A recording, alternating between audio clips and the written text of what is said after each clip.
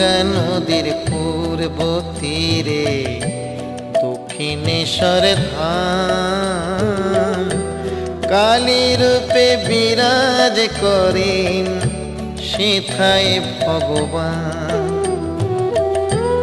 নবরত্ন কালী গৃহ, নবরত্ন কালী গৃহ, পঞ্চবটির বন, সেইখানে মা যোগ মায়ার সদাই আগমন।